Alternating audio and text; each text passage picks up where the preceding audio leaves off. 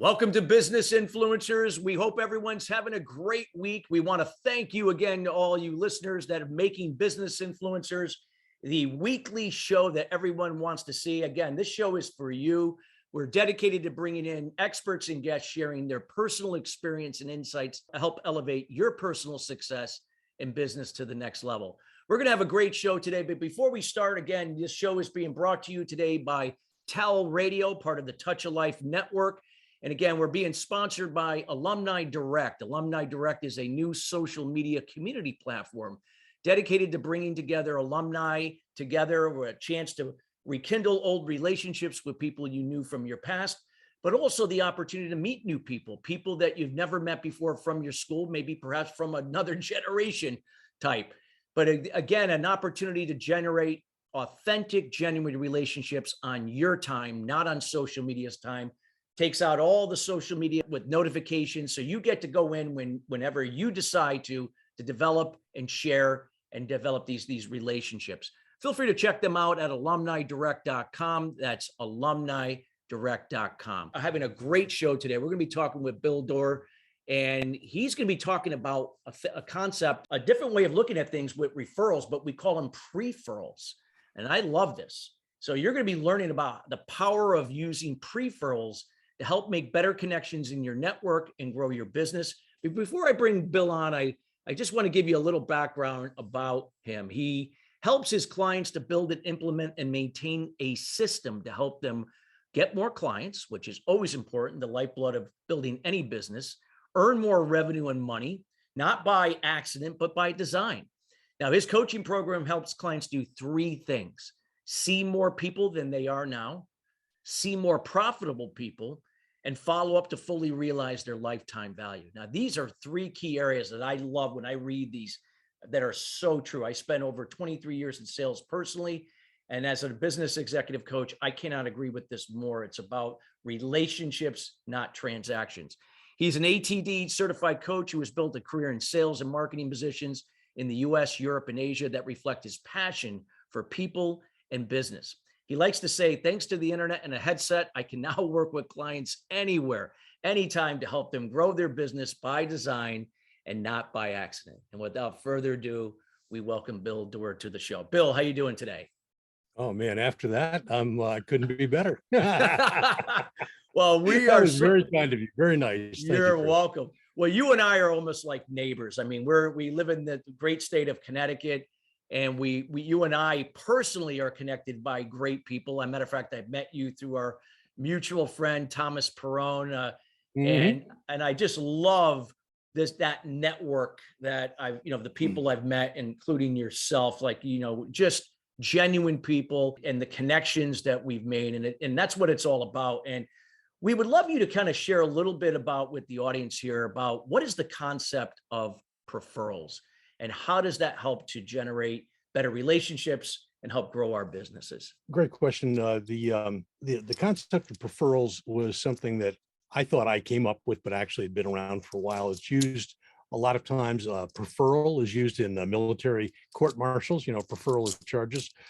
You also get preferrals in the medical world, where patients will be preferred to or get a referral to a physician in a specialty area. But I used it because it was kind of a mashup of the two words, a preferred introduction or a preferred referral. And so I sort of went with preferral. I got the preferral prospecting hook trademarked. So, we use that, but it's basically a really nice introduction, meeting somebody through somebody that you both know in common, to meet somebody you haven't yet met.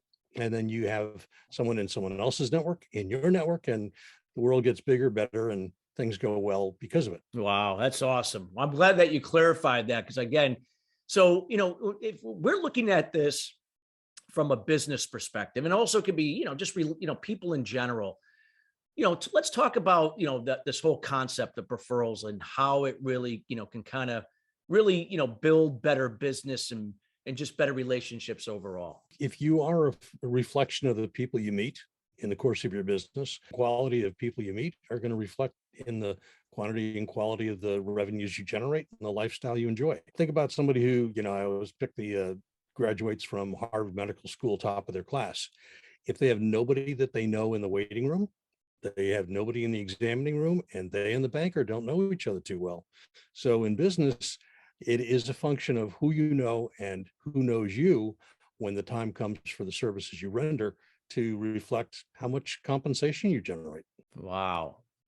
That's right. And when you talk about like, like what would be some of the things that you would just say for the first, if you were making this introduction to somebody and this is the first time they heard it, what are some ways that they can kind of look at this from a perspective, like perhaps if they never heard of this before and how it could resonate with them to kind of look at things different, compared to what they've been taught, and they keep doing the same things over and over and it's not working, that, it's just the definition of insanity. I love that, because to me, a lot of people, especially people who are new to being put into a revenue responsible position, whether that means you're running your own shop or going out on your own after living in corporation land, or if you're in corporation land and somebody says part of your position description now includes generating revenues for the company. Most people are out there looking for, that cripple at the back of the herd they can nail for dinner tonight. Mm.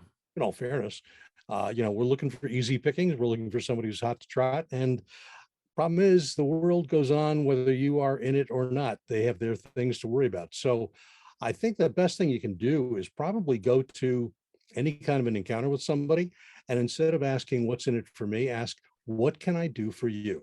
I mean, you're kind of an embodiment of this principle where you say, enough about me. Let me ask you, what's going on in your world? More importantly, what's not going on in your world the way you want? And if I or someone I know might have a way to help you, would that be of interest to you? It changes the dimension and the dynamic between the two parties immediately from I'm looking for something for me to I'm looking to see a way to help you. And then the law of reciprocity kicks in sooner or later, usually sooner rather than later. And somebody says, wow, you really helped me with that introduction to Tom Perrone or to, Vito Mazza or whomever, or Chris Salem. What can I do for you, Bill? That was so, so good. I mean, Janine Bolin is in our group. Yes. I'm constantly getting acknowledgments from her, far beyond what I deserve, by the way, but I'll take them, but she's always acknowledging how much help I've been to. I just got a nice card saying, you've introduced me to so many really good, helpful people. They've been guests on her podcasts, whatever, so the idea is to basically get out there and go from a not me perspective, but a you perspective, because if you play that game, sooner or later, the ball comes back in your court. But you got to hit the ball over into their court first. And I think you'll find that changes how people see you in the beginning, and it makes for a much better ending. I agree. It kind of defines like something that I operate from each and every day. And let me know if you see it this way, because I think I always approach my day in business or even personal life. I give without expectation. And I do it from a place of empathy and kindness, meaning that I'm not going to go out and please and enable someone, because I feel like I don't do them any good and it doesn't do them any good. It's just bad. I get, my opinion, bad energy. But I give from a place of being the example and being a resource and allowing them to decide what they're going to do with it to help grow or use in their business.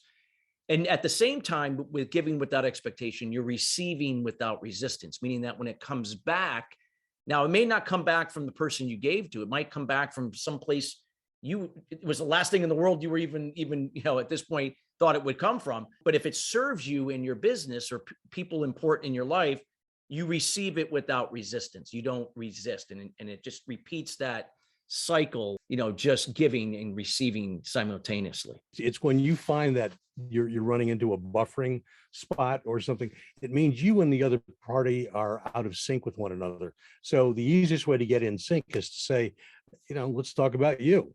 Exactly. Most people have a problem with that. They kind of like it. And before you know it, then reciprocity kicks in, right? And they say, well, okay, enough about me. Let's talk about you. That's a nicer way to start. It's not something that you really learn that much in school, but in the real world you do. And people who are pretty good are, able to share that. And that's basically what we try to do with this whole thing. This whole thing came about because my mother was in real estate for over 4 decades. I'll leave it at that. Not 5, but somewhere in between the two. Well, so she was definitely seasoned in real estate, right? Yeah, I know. I grew up as a real estate brat going, oh no, I can't do another, for sale by owner. Oh God, no, Ma, please don't. Oh, you're stopping. No, Ma, no. She taught me a great lesson. I once asked her, I said, Mom, where do you get all your clients? And this was back in, I'm going to say the 60s, this is a long time ago. Yeah. she said to me, well, you know how we throw a party? My mom, we lived in the Hartford area, and we, New England, old houses, big houses. My mom loved big houses. And the reason she did was because she threw parties all the time, Yeah. every week, in fact. Wow. I jokingly say I didn't know I wasn't Jewish because I thought everybody was having a bar mitzvah every week, right? And the party was always at our house. But she would throw a party for like 50 or 60 people once a week. And, Wow. people would come in and they go, oh my God, everybody, Chris Salem's here. Chris, come on, no, put your coat down, come here. And she'd drag you into a group of people. This is Abigail, this is George, this is Michael, and so on. And then she'd say, oh, I think I hear the doorbell. Listen, you guys take good care of Chris. When you get through with him, put him into another group. And by the way, Chris, the bar's over there, the food's over there. I'll see you later. And my mom would take off. And then she says, they get, she works you that way. She puts you, and everybody knows the roles. So they did it. And then she says, you know how I call up on Monday? And I said, how'd the meeting go? How'd the party go? Did you meet everybody you wanted to? Anybody you didn't get to meet? Anybody I can still help you to meet? And so my mom was like setting up meetings all week. And she said, when they or someone they know need to buy or sell a property, guess who's going to pop out of their brain like candy from a Pez dispenser? Yo mama. So it's like, all right, I get it. And of course, now I took the same principle she had, which is be the link pin between people. So she would always be asking, so what is it you do, Chris? Who do you help? What do they get? Why do they need that? Why do they care? And then she'd be listening and her little antenna up and she'll go, oh, I met this guy, Chris. I have a feeling you two should talk. And then she would put you together. That's a preferral. So an introduction, it may or may not always be that you need to buy and sell something. I had a woman I had a program years ago in Hartford called the Greater Hartford Business Network. And I remember we asked people, give us something you do in your off hours, your spare time, when you're not working. And there was one woman who said, well, I love opera. Well, she found like 4 other people who became opera buddies, and they would tour down in New York to the Met to go to operas. Another woman, she had a company called Marketing Leverage. Lynn Kelly in Glastonbury said, oh, I'm a private pilot. I said, really? I'm a private pilot. Well, guess what? We connected on that basis. So when you start building connections to people, it's kind of like watching those little threads between cells occur. Before you know it, you go from a cell to a tissue, to an organ, to an organism. And it's that sort of organic growth that helps people find people through people when they most need somebody they can trust. Because we all know of people. Heck, in the old days, you could go to the yellow page, you had page upon page upon page of people who said they do what you need, but you don't know, can I trust them? And I find today, Chris, increasingly, you can find people so easily in the digital world, but can you trust them? And that's something that either takes a long time to build and earn, or you go to somebody and say, hey, Chris, who do you know who could help me? Do you know anybody who does pools? We want to put in a pool. We're not going to do vacations anymore for a while. So, but I don't know, everybody's promoting these pools and these deals. Do you know somebody in the business I could talk to and I could trust? Well, if they trust you and then you say, this is who I trust, guess what? The only question the other person's got is, when can you start the pool? Yeah. Assuming we got the budget, when can you start? When can you put me in the queue for the pool? So it accelerates the speed at which transactions occur, because relationships can be borrowed.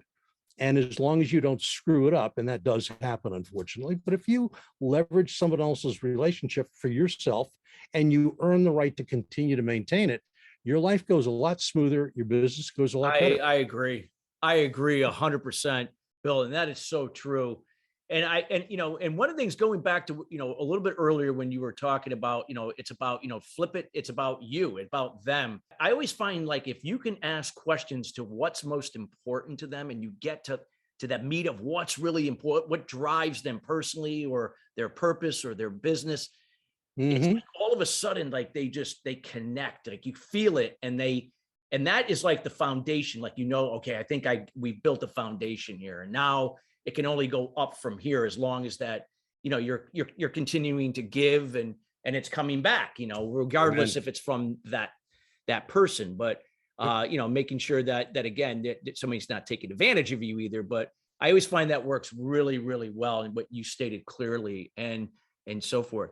What would you recommend to, like, if you had, like, you talked about, the Connecticut Business Network, and let's say there's some small business there and they have a small sales force.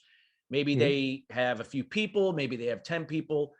And again, what would be a better approach using the preferrals concept that again, we understand that you have to generate sales quickly. It's not like, you can wait 6 months. It is the developing the relationship going to be more sustainable and more profitable long term than say, hey, I got to turn a sale today, or is it a combination thereof? I again support the relationship. I always feel that sometimes the wait is better long term. But I wanted to see from your perspective, because I know you've been doing this a while. I'm smiling because I'm thinking to myself, the sooner you decide to make the commitment, the sooner it becomes easier. Yeah. I mean, in the short run, if you're brand new, you got a choice. Do I go out and kill something for dinner tonight? Or, hey, that's the way it is, right? Or do I try to become a farmer and cultivate the land? And I always say there's the thrill of the kill, but farmers eat on a more regular basis. Yeah. So at some point early on, you got to make a commitment to, am I going to build relationships, which may take time, but once I do, there's always some field that's blooming with whatever food I need or flowers I want or whatever. Or do I go take my chances that if I go take a random walk in nature in the woods, I won't find a grizzly, I'll find something I can eat and won't eat me. So, I think it's a matter of if you don't see the big picture, you go for the short-term approach. If you do see the big picture, you say long-term, this approach of looking for where's my next meal coming from gets really old really quickly. I started in the life insurance business, selling life insurance. And everybody said, the big thing is you got to see more people. And I was like, okay, who's this guy Seymour? I mean, and they were, no, you're an idiot. It's see more people, not less people. Oh, okay, I get it. Well, how do you do it? Well, I'm just giving you what you need to do. I'm not telling you how to do it. Yeah. So I had to figure it out. And I figured out I could do cold calling. And I started out as a student agent up at the University of Connecticut. And my biggest competitor wasn't another company. It was, you want to buy dope this month and you want to buy a bag of weed, or are you going to spend money on a small policy? And I'm telling you, that was my big competition. So I knew I was, challenged. And what I learned was I said, I need to know people who have responsibility, preferably somebody who's married, maybe has kids, wants to buy a house, has a mortgage, has responsibilities. So I started asking, do you know anybody who is married, has a house, has a kid, lives, has a big house or whatever? And before you know it, I started meeting through those introductions, the kind of people who could best understand, value, desire, and afford what I had to sell. And my business changed completely. In 1974, I was agent of the year for my agency. And that was the year I got out of school. It was like amazing how this thing turned around because I suddenly had focus. So one of the things that we did was we said, know the person you want to meet, because if I can say to you, Chris, do you know anybody who drives a Lexus? You're either going to say, yes, I do, or no, I don't. Yeah. If you say, no, I don't, and I need people who drive Lexuses, guess what? I'm going to say, hey, did you see that game? Was that amazing when, Cup was in the end zone there? We're not talking about business because you can't help me. Exactly. And I may or may not be able to help you. But if you say, well, yeah, as a matter of fact, I do. Now I can show a person who, I'm talking to, how do you get that person to introduce you to someone in their world that you'd like to bring into yours? Yes. So the first trick is have a profile of the kind of person you want to meet. One of the best ones, I love your background, was a guy I first worked with in Southport, Connecticut. Yeah. And his thing was, who do you know who takes a train to the city to go to work? Who do you know who has a nanny for their kids? The kids are in private school, and the second car is a Lexus. Those were his 4 characteristics, which, by the way, have nothing to do with what need he could address. He was a financial planner, by the way. And so what he found out was he was doing pretty good. And then he calls me one day and he says, I'm just going with 1. And I go, whoa, 1, that's like a little risky. He says, no. I'm asking anybody, do you know anybody who's got a big boat, 42 foot or bigger? They keep at a marina on Long Island Sound. I said, why are you doing that? He said, these people have money. They're fun. They party all weekend. And I've got more assets under management now coming in every week because I'm meeting these people on the weekend, meeting with them during the week, and then doing business before the next weekend. So he said, I just keep asking now, do you know anybody with a big butt boat? And so the beauty is that if you can identify something that does not require me to make a judgment if somebody's being broken, right? How do you like to be I always say a marriage counselor? Hey, anybody here have anybody's relative friend, the marriage is in the toilet? I can help them. Yeah, right. I'm not, even if I know somebody, I'm not telling you. That's not going to happen. So if you're a problem solver, most people aren't going to really readily proffer somebody. But if you say what correlates with the kind of person who can best understand, value, desire, and afford what you do, you start looking for characteristics. I had one person who said, "Do you know anybody who owns a horse?" It's either yes, I do, or no, I don't. Now, a lot of zero dead ends, but if somebody owned a horse, this person was a specialist in equine acupuncture and did great things, was a veterinarian medicine, all that kind of stuff. So the point is, know who you're looking for. The second thing is look for the right people, the kind of people who know, love, and trust you. You can go up to people who you haven't earned the trust with. They're not going to open up their Rolodex, so to speak. But if you get people who know, like, and trust you, then they will open up their doors to people who look like the kind of people who you want to meet. And you say, by the way, I don't assume they have a need. In fact, I like to say I meet people by introduction, not by crisis. Crisis is a referral. That means, oh my God, my house is on fire. Do you know a fireman? The other one is, I got a nice house that may never burn down. By the way, what's your policy look like? You know, it's a different relationship level. Yeah. And then the last thing is you got to have a methodology to make sure you do the right thing at the right time with the right people consistently and conscientiously. And the last point was you got to have a way to stay in touch and top of mind, because when you meet people by introduction, not by crisis, you got to say, hey, you probably don't need me today. How do I manage to stay in your mind without getting in your face, so that when the time comes that you or someone you know has a need for what I do, I will come first and foremost to the top of your brain. That's what the whole system includes. And if you think about those four pieces, who's your profile? Where do you get your best introductions? How do you manage to do it? And how do you stay in touch and top of mind? Your business as a professional will be pretty good, because you'll be doing what most of them don't. Bill, and I think so many sales organizations, like in insurance and real estate and financial services, and I mean, there's so many, others out there, but I'm just using those three as an example. They're all of them can thrive. Everyone's got different personalities and different levels of energy. I know that can be important too, but Sure. building those relationships, your sphere of influence, because again, somebody's more likely to say, I'll talk to this person when they've been referred, or in this case, preferred or preferrals from someone they already trust, because they feel like if I already trust this person, they're not going to set me up with a person that I would not trust. So Hopefully. it really kind of, in my opinion, really decreases that time that you're going to develop that person into a client, or at the very least another preferral. That could be that case too, or both. Yep. And I just love that concept, and I agree that it is a more sustainable model. I love the analogy that you talked about earlier, between the hunter and the farmer, and it's so true. It's true. Yeah. Wow. This is some powerful stuff you're sharing here. I would love to use we only have a few minutes left in the show, and I would love to have you share with the audience, more, how can they learn more about Preferrals, systemology, systems in general, and how can people contact you and get to know you better? The easiest way to do it is go to the website, which is Get New Clients Now, because you don't want to get them later, right? You want to get them now. And just drop me a note. You can also look me up on LinkedIn, Bill Doerr, Doerr. More than happy to respond, and we'll see whatever we can do to help somebody get more and better opportunities to convert their competence into compensation. Wow, I love it.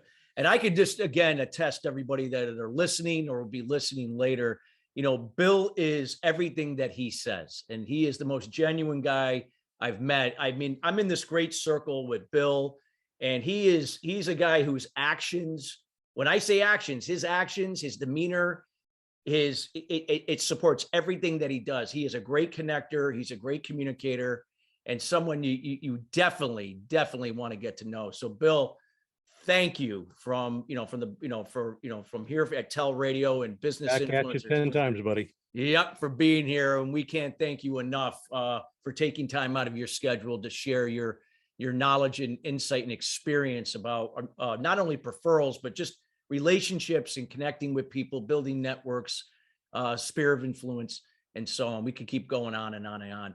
Again, listeners, we want to thank you each and every week joining us here here at Business Influencers. The show is just going up and up and up because of you. And it's not about us. It's about you, just as Bill said. And we are committed each and every week for bringing in guests like Bill that, again, are going to share not only, we're not talking theory here, we're talking personal experience.